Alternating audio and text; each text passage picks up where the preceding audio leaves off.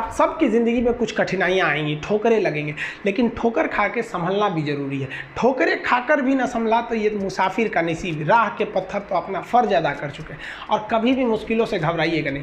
Cocoa Cola company जब स्थापना हुई थी तो एक साल में केवल इसके 25 बोतल बिके थे।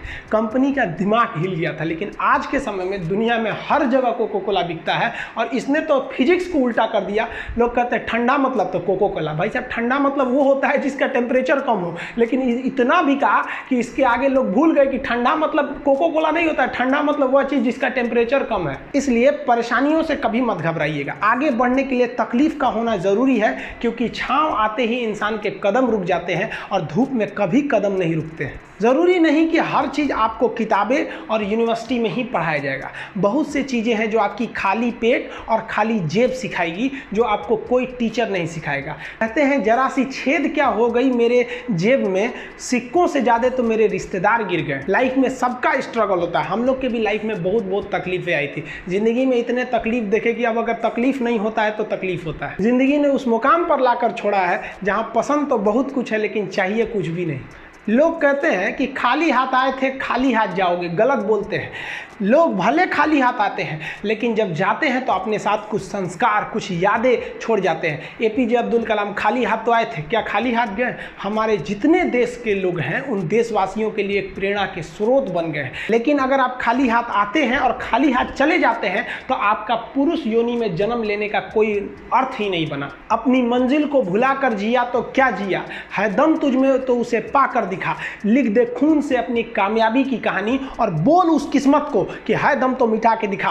इसलिए कभी किस्मत को मत कोसिएगा, अपने हौसले से अपनी कहानी लिखिएगा। पसीने की स्याही से जो लिखते हैं अपने हौसले के इरादे, उनके मुकद्दर के पन्ने कभी कोरे नहीं होते। देखिए, शिक्षक और सड़क ऐसी चीज है जो खुद तो अपने जगह पे रहती है और दूसरों को मंजिल तक पहुंचा देती है। इस शिक्षक दिवस बड़ा अजीब सा शिक्षक दिवस रहा। आज शिक्षक दिवस में सुबह 11 बजे से लेकर शाम 5 बजे तक जो हम लोग का प्रोटेस्ट था या फिर ट्विटर पे जो भी रहा, उसका कई ज़्यादा फायदे भी हुए थे। लेकिन ये जब कब तक चलेगा? ये संस्थाएं अपने से क्यों नहीं सुधरेगी? आखिर इस देश के साथ ऐसा क्यों हो रहा है कि जब हम शिक्षकों को, हर एक शिक्षक, कोई ऐसा शिक्षक नहीं है जो नहीं आया हो, लगभग हर एक शिक्षक, हर एक स्टूडेंट इस प्रोटेस्ट में भाग लिए। ये डिजिटल जो प्रोटेस्ट था ये भी सफल रहा। इसके बदौलत दुआ एसएससी ने कहा कि हम अपना रिजल्ट शो करेंगे, रेलवे ने, एनटीपीसी ने कहा कि हम भी अब एग्जाम लेंगे लास्ट में, इस साल के लास्ट तक में हुआ। लेकिन ये अब तक कहाँ सोए थे? अगर युवा इस देश का नहीं जागा रहता तब तो आप सोए रहते। युवाओं, आप जागो, जितने स्टूडेंट हैं आप जागो। आपको हम बताए भी थे, हमेशा बोलते हैं अधिकार कभी मांगने से नहीं मिला, इसे छीनना पड़ेगा। और धन्यवाद देते हैं हम लोग ये जो व्हाट्सएप, फेसबुक, ट्विटर ये सब जो आए, ताकि सरकार जो थी यहाँ तक बात अब ईजिली पहुँच जाती है। नहीं तो वही हो जाता। मध्य प्रदेश में बेचारे भोपाल में लड़कों पर लाठीचार्ज कर दिया गया। यहाँ पर पुलिस वाले लाठीचार्ज कर दिए। याद रखना, लाठीचार्ज करने वाले पुलिस वालों, एक दिन आएगा जब आपके बच्चे भी ना ऐसे ही सड़क पर लाठी खाएंगे नौकरी के लिए। फिर आपको याद आएगी कि जब युवाओं ने अपना अधिकार मांगने आया था तो आपने किस तरह उन पर लाठियां बरसाई थी। आप देखेंगे स्टूडेंट्स के साथ एकदम खिलवाड़ मचा के रख दिया गया।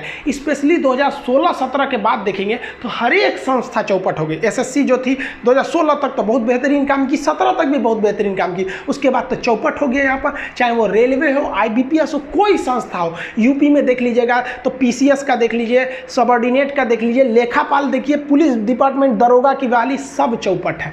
मध्य प्रदेश वाले आप लोगों ने तो और काम किया कि भाई बाहर के लोग मध्य प्रदेश का फॉर्म नहीं भर पाएंगे। मध्य प्रदेश के लड़के, ये आप सोचिए आपके साथ एक तरह का एक अपराध किया जा रहा है, आपको दूसरे लड़कों से अलग किया जा रहा है। इस समय भोपाल में जब लाठीचार्ज हुई स्टूडेंट के ऊपर, पूरे हिंदुस्तान के टीचर और स्टूडेंट आपके साथ खड़े थे। लेकिन आपकी गवर्नमेंट क्या चाहती है कि एक ऐसा नियम बनाए कि बाहर का लड़का मध्य प्रदेश में आके फॉर्म नहीं भरेगा, कि जब हम इन्हें पीटेंगे, कूचेंगे, नौकरी नहीं देंगे तो बाहर का कोई भी व्यक्ति आपके साथ आवाज नहीं उठाएगा। ये आपको एकदम बेहतरीन ढंग से फंसाया जा रहा है। आप कोई भी गवर्नमेंट उठाइए, किसी भी पार्टी की गवर्नमेंट उठाइए, आप राजस्थान, मध्य प्रदेश, यूपी, बिहार, झारखंड, पश्चिम बंगाल, इतने दूर में आपको कई पार्टियां मिल जाएंगी।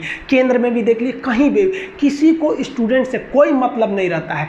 60 मिनट में 100 क्वेश्चन बनाने वाले विद्यार्थियों के भविष्य को ये अनपढ़ अनपढ़ नेता कुचल के चले जाते हैं। बिहार में जो वैकेंसी निकाली गई 2015 के चुनाव के लिए, तो एक बार वैकेंसी निकालेंगे हम चुनाव जीतने के लिए, अब जीत जाएंगे तो अगला चुनाव उसी हिसाब से जीत जाएंगे कि भैया अब हम इसका एग्जाम लेने वाले हैं।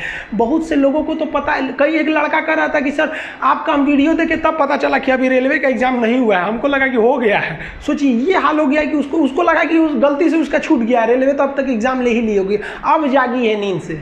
स्टूडेंट्स को कहते हैं आप ये जो लड़ाई चालू कर दिए हैं इससे आप पीछे मत हटिएगा। लोग आपको कुछ भी कहेंगे आप टस से मत होइएगा, आप सीधा कहिए हमें पढ़े हैं तो हमें जॉब चाहिए। अगर हमको किराने की दुकान खोलनी रहती या हमें अपने पैर पर खड़ा रहना पड़ता तो खामखा में ना लड़का BSc MSc या PhD करके घूम रहा है। किराना की दुकान खोलने के लिए तो नॉर्मल वो इंटर मैट्रिक करके बैठ जाता, वहाँ दुकान अच्छा चला लेता। बहुत से तो ऐसे अनपढ़ लोग हैं जो कभी कॉलेज नहीं गए लेकिन उनकी किराने की दुकान फर्स्ट क्लास चलती है। तो ये बात पहले ना बोलना चाहिए था।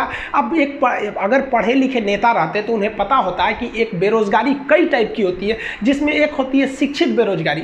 जब किसी शिक्षित व्यक्ति को उसके लेवल का जॉब नहीं दीजिएगा तो वो अच्छे से काम नहीं कर पाता है। अब हम लोग हैं ग्रेजुएट लड़कों को पढ़ाने के लिए, हमको दे दीजिए क्लास 7 के लड़का को पढ़ाने के लिए, मन लगेगा कभी? अपने आप में ही अजीब लगेगा कि भैया हमको उठा के यहाँ ले आकर पढ़ाने को दे दिया। तो ये अब कहेंगे कि नहीं रोजगार तो मिला, ये कौन सा रोजगार है, ये तो शिक्षित बेरोजगारी ले आके रख दी यहाँ पर। तो आप अपनी लड़ाई लड़ते रहिए, हर एक टीचर आपके साथ है।